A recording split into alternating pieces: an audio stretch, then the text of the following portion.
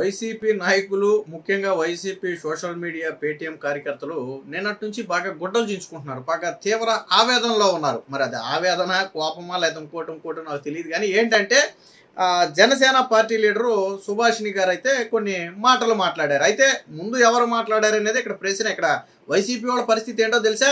వీళ్ళ సైడ్ ఉన్నటువంటి తప్పు మొత్తాన్ని కప్పిపుచ్చి ఎదుటి వ్యక్తుల మాటలను మాత్రమే ప్రొజెక్ట్ చేసే ప్రయత్నం చేస్తారు. అసలు ముందు కెలికింది ఎవరు, కెలికి తన్నించుకున్నది ఎవరు, ఇది కదా తేలాలి. ఈరోజు రోజా మొన్న కొన్ని మాటలు మాట్లాడింది. ముఖ్యంగా భువనేశ్వర్ గారు, అసలు రాజకీయాలతో సంబంధం లేని భువనేశ్వర్ గారిని తీసుకురావడమే కాకుండా ఆవిడ కొన్ని మాటలు మాట్లాడింది. దాంతోపాటు పవన్ కళ్యాణ్ కూడా ఇంక్లూడ్ చేస్తూ కొన్ని మాటలు మాట్లాడింది. దాంతో కౌంటర్లు ఇవ్వడం మొదలు పెట్టారు. అయితే ఇక్కడ ఏమి సుభాషిణి గారు బూతులు మాట్లాడలేదు. అంటే బూతులు అంటే వైసీపీ నాయకుల బూతులతో పోలిస్తే అసలు దీని బూతు పదమే అని అనకూడదు. అక్కడ ఆవిడ అన్న మాట ఏంటంటే అడ్డగాడిదని ఒక పదాన్ని వాడింది. అంతకు మించి అందులో పెద్ద బూత్ ఏం వాళ్ళ. అయితే ఇందులో ఈ ఇంతకంటే దారుణమైన పదాలు గతంలో కొడాలి నాని మాట్లాడాడు, వైసీపీ లీడర్లు మాట్లాడారు. ముఖ్యంగా రోజా కూడా గతంలో కొన్ని సందర్భాల్లో మాట్లాడింది. కాకపోతే వీళ్ళ కళకి ఇవేమీ కనపడలా. ముఖ్యంగా పవన్ కళ్యాణ్ ఆదేశాల మేరకే సుభాషిణి, పవన్ కళ్యాణ్ నిజంగా ఒకవేళ ఈరోజు ఆవిడ మాట్లాడిన దానికి పవన్ కళ్యాణ్ గారి ఆదేశాలు ఉన్నాయి అని అనుకుంటే, గతంలో కొడాలి నాని మాట్లాడిన దానికి, రోజా మాట్లాడిన దానికి, పేర్ని నాని మాట్లాడిన దానికి ఖచ్చితంగా జగన్మోహన్ రెడ్డి ఆదేశాలు ఉన్నాయని వాళ్ళు ఒప్పుకోవాలా.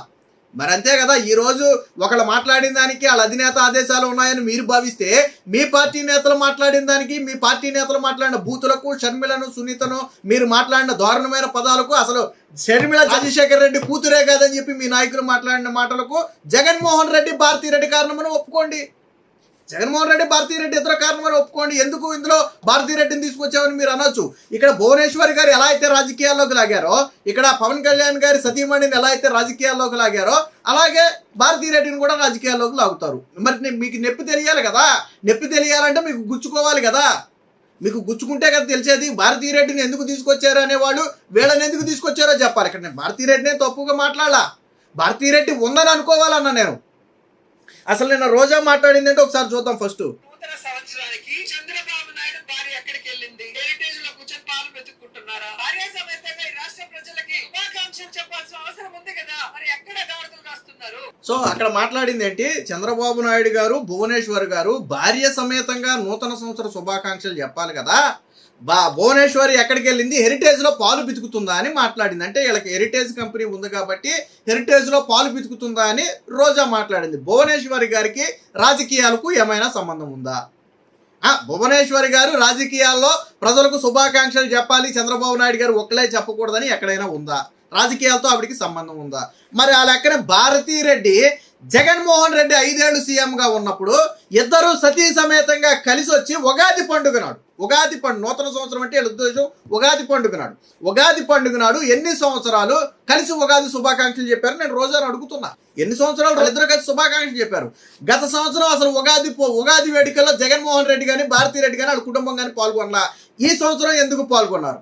జగన్మోహన్ రెడ్డి సీఎంగా ఉన్నప్పుడు సంక్రాంతి వేడుకకు తాడేపల్లిలో ప్రజల సొమ్ముతో సెట్టేసి మరీ చేయించి భజన చేయించుకున్న జగన్మోహన్ రెడ్డి ఓడిపోయిన 2 సంవత్సరాల్లో, ఈ 2 సంవత్సరాల్లో సంక్రాంతి వేడుకలో ఎక్కడ పాల్గొనలా. ఎందుకు పాల్గొనలా నేను అడుగుతున్నా. జగన్మోహన్ రెడ్డి ఎందుకు సంక్రాంతి వేడుకల్లో పాల్గొనలా? గతంలో సీఎంగా ఉన్నప్పుడు సెట్టేసాడు కదా. మరి గత సంవత్సరం ఉగాది వేడుకల్లో పాల్గొనండి జగన్మోహన్ రెడ్డి, ఈ సంవత్సరం ఎందుకు పాల్గొన్నాడు? ఎందుకంటే లడ్డూ ఇష్యూ మీదకి వచ్చింది కాబట్టి, హిందువుల మనోభావాలు దెబ్బతిన్నాయి కాబట్టి దాన్ని కప్పిపుచ్చడం కోసం వీళ్ళు చేసినటువంటి ప్రయత్నం. వచ్చే సంవత్సరం ఉగాది వేడుకల్లో కూడా పాల్గొంటారు. మీరు ఈరోజు నేను మాట్లాడిన మాటను నోట్ చేసి పెట్టుకోండి. వచ్చే సంవత్సరం ఈ 2 సంవత్సరాలు జగన్మోహన్ రెడ్డి ఒక సంక్రాంతి వేడుకల్లో పాల్గొనలా. వచ్చే సంవత్సరం జగన్మోహన్ రెడ్డి సంక్రాంతి వేడుకల్లో పాల్గొంటాడు. మీరు నోట్ చేసి పెట్టుకోండి. భార్య సమేతంగా జగన్మోహన్ రెడ్డి వచ్చే సంవత్సరం సంక్రాంతి వేడుకలో పాల్గొంటాడు ఖచ్చితంగా. ఎందుకు పాల్గొంటాడు అంటే హిందూ ఓట్లు అవసరం జగన్మోహన్ రెడ్డి. ఆల్రెడీ లడ్డూ ఇష్యూ వచ్చింది కాబట్టి ఇప్పుడు జగన్మోహన్ రెడ్డి బయటకు వచ్చి పూజలు చేస్తున్నాడు. సరే, దీనికి ఈవిడిచ్చిన కౌంటర్ అంటే ఒకసారి చూడండి. ఒక అడ్డగాడిద తిరుగుతా ఉంది. సమయం వచ్చినప్పుడు ఆ గాడిద పాలు కాదు కదా, తోలు అన్ని పిండి పక్కకు. మరి నీ మొగుడు ఎక్కడ పోయినాడు? అడ్డగాడిద అంటే మన అమ్మాయి ఉన్నా చెప్పేదన్నీ శ్రీరంగం విన్నారు కదా. రోజా అనేక సందర్భాల్లో తిరుమల వెళ్ళింది, అలాగే ఫెస్టివల్స్లో పాల్గొంటుంది, హిందూ ఫెస్టివల్స్లో పాల్గొంటుంది. కాదని నేను అంట్లా.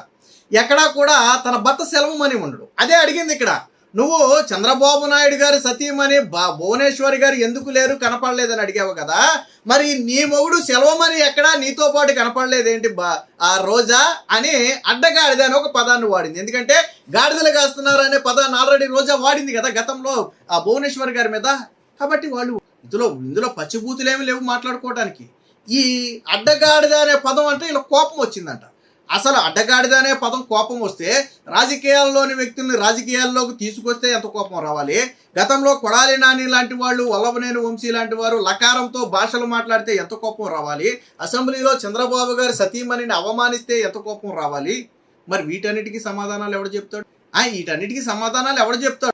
పైగా వీళ్ళు మాట్లాడిన దానికి వెనకమాల లీడర్స్ ఉన్నారంట. అలా అయితే జగన్మోహన్ రెడ్డి కూడా ఉన్నాడని ఒప్పుకోవాలా? రోజా ఈరోజు చంద్రబాబు గారి గురించి మాట్లాడిన దాని వెనక జగన్మోహన్ రెడ్డి ఉన్నాడని ఒప్పుకోండి.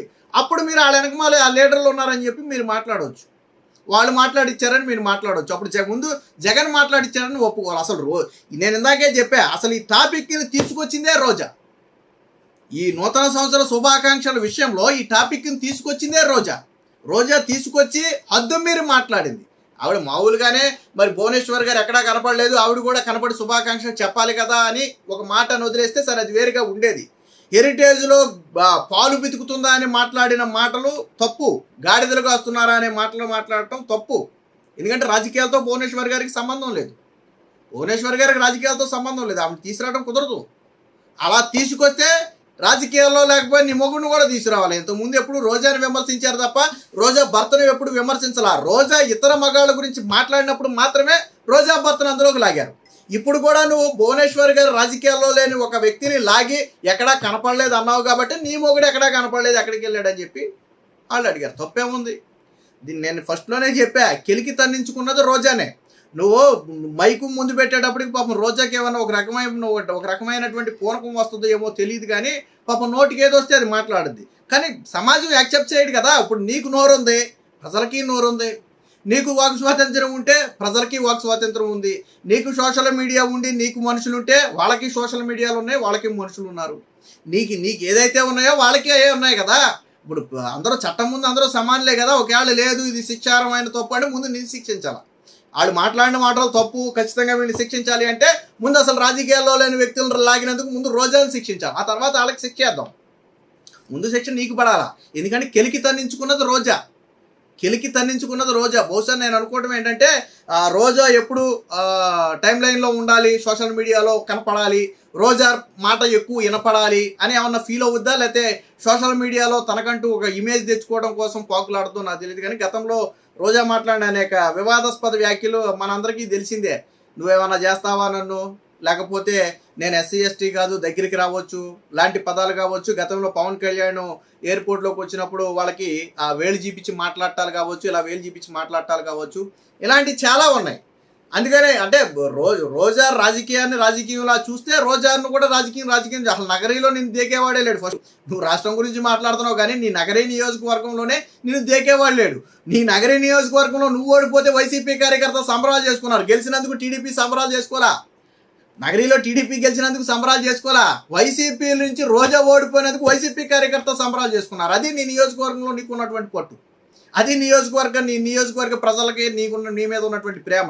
ముఖ్యంగా నిన్ను ఏదైతే గతంలో 2 సార్లు ఎమ్మెల్యేగా గెలిపించినటువంటి కార్యకర్తలు ఉన్నారో వాళ్ళ అభిప్రాయం అది. నువ్వు వాళ్ళకి చేసిందేమీ లేదు. ముందు ఈ చంద్రబాబు గారి మీద, భువనేశ్వర్ గారి మీద, పవన్ కళ్యాణ్, లోకేష్ల మీద పెట్టినటువంటి దృష్టి నీ నగరీ నియోజకవర్గం మీద పెడితే కనీసం వచ్చే సంవత్సరం డిపాజిట్లన్నా దొక్కుతాయి. కనీసం ఏదన్నా ఆశాజనకమైన ఓటమన్నా గెలవడం అనేది జరిగి వచ్చేది కాదులే. నగరీలో రోజా గెలవడం జరిగి వచ్చేది కదా. అసలు ముందు నగరీలో రోజా టికెట్ ఉంటుంది అనుకోండి, నేను అనుకోవట్లేదు అనుకోండి. కాకపోతే వీళ్ళ మీద పెట్టిన శ్రద్ధ నీ నియోజకవర్గ ప్రజల మీద, వాళ్ళ సమస్యల మీద పెడితే కనీసం రేపొద్దున 4 ఓట్లైనా వస్తాయి.